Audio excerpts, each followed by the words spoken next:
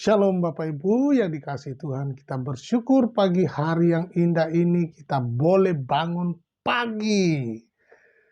Kita boleh bangun pagi, kita masih diberi kesempatan hidup, bernafas, berbicara, bersyukurlah kepada Tuhan. Nah, pagi hari ini kita akan membaca dan merenungkan firman Tuhan, namun sebelumnya kita akan berdoa. Terima kasih Bapa Surgawi buat hari yang baru. Terpujilah namamu, segala hormat kemuliaan bagimu. Kami sungguh bersyukur atas kasih karuniamu, kesempatan hidup yang engkau berikan buat kami. Biarlah kami gunakan untuk memuliakan Tuhan, untuk mengagung-agungkan Allah yang besar, Allah yang kami percayai di dalam Yesus Kristus. Bapa, kami akan membaca dan merenungkan firman-Mu.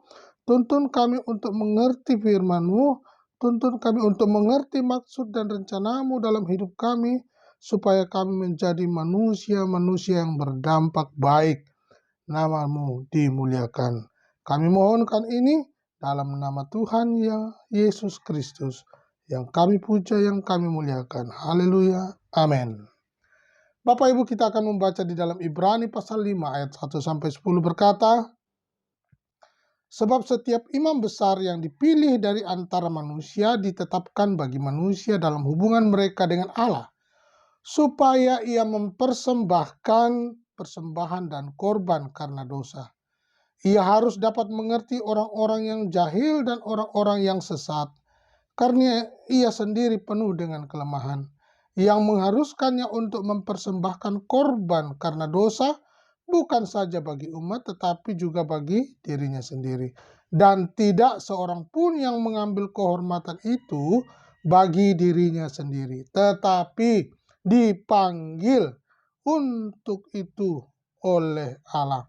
Seperti yang telah terjadi dengan Harun, demikian pula Kristus tidak memuliakan dirinya sendiri dengan menjadi imam besar, tetapi dimuliakan oleh Dia yang berfirman kepadanya, "Anakku, engkau telah kuperanakkan pada hari ini."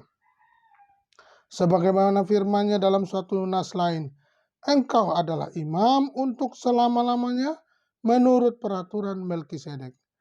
Dalam hidupnya sebagai manusia, ia telah mempersembahkan doa dan permohonan dengan ratap tangis dan keluhan kepada Dia yang sanggup menyelamatkannya dari maut.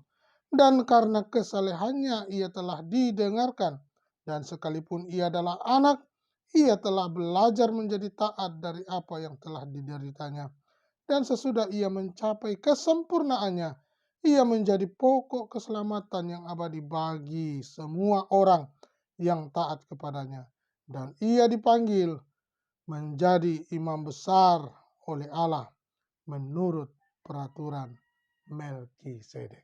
Puji Tuhan Bapak Ibu yang dikasihi Tuhan, kita sudah membaca satu perikop. Dan kita perhatikan apa yang sudah kita baca ini, ada yang perlu kita cermati. Nah, ada dua syarat, dikatakan ada dua syarat yang perlu dalam keimaman, ya. Syaratnya itu tentunya syarat yang sah sebagai keimaman itu. Nah, yang pertama Bapak Ibu perhatikan dari apa yang kita baca, dikatakan bahwa imam itu harus menunjukkan rasa simpati, ya, lemah lembut dan sabar terhadap mereka yang tersesat karena kebodohan, dosa, atau kelemahan yang tidak disengaja. Ya, kita baca tadi di Ibrani pasal 5 ayat 2 ya. Dikatakan bahwa ia harus dapat mengerti orang-orang yang jahil dan orang-orang yang sesat, karena ia sendiri penuh dengan kelemahan, ya.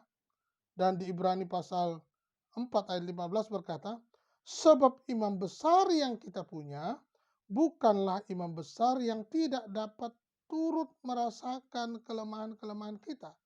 Sebaliknya sama dengan kita, ia telah dicobai hanya tidak berbuat dosa. Artinya apa? Dia juga merasakan kelemahan-kelemahan kita. Dia juga dicobai, hanya satu, tidak berbuat dosa. Nah, coba kita bandingkan di dalam Imamat pasalnya yang keempat, ayatnya yang Bilangan pasal 15 ayat 27 sampai 29 berkata, apabila satu orang saja berbuat dosa dengan tidak sengaja, maka haruslah ia mempersembahkan kambing betina berumur setahun sebagai korban penghapus dosa. Dan imam haruslah mengadakan pendamaian di hadapan Tuhan bagi orang yang dengan tidak sengaja berbuat dosa itu, sehingga orang itu beroleh pengampunan karena telah diadakan pendamaian baginya, baik bagi orang Israel asli maupun bagi orang asing yang tinggal di tengah-tengah kamu. Satu hukum saja berlaku bagi mereka berkenaan dengan orang yang berbuat dosa dengan tidak disengaja. Nah, ini dia Bapak Ibu yang dikasih Tuhan. Keimaman yang kedua dikatakan, syaratnya adalah ia harus diangkat oleh Allah. Jadi, sebagai imam, ia harus diangkat oleh Allah. Ibrani pasal 5 ayat 4 sampai 6 berkata, dan tidak seorang pun yang mengambil kehormatan itu bagi dirinya sendiri, tetapi dipanggil untuk itu oleh Allah, seperti yang telah terjadi dengan Harun. Demikian pula Kristus tidak memuliakan dirinya sendiri dengan menjadi imam besar, tetapi dimuliakan oleh Dia yang berfirman kepadanya, anakku, engkau telah kupernakkan pada hari ini, sebagaimana firman-Nya dalam suatu nas lain, engkau adalah imam untuk selama-lamanya menurut peraturan Melkisedek. Nah, Bapak Ibu, jadi ada syaratnya untuk menduduki keimaman itu. Ya. Biarlah pagi hari yang indah ini kita mau belajar terus untuk mengerti kehendak Tuhan. Apakah kita ini dipanggil atau hanya maunya sendiri, sehingga kita bisa tahu siapa diri kita yang sebenarnya.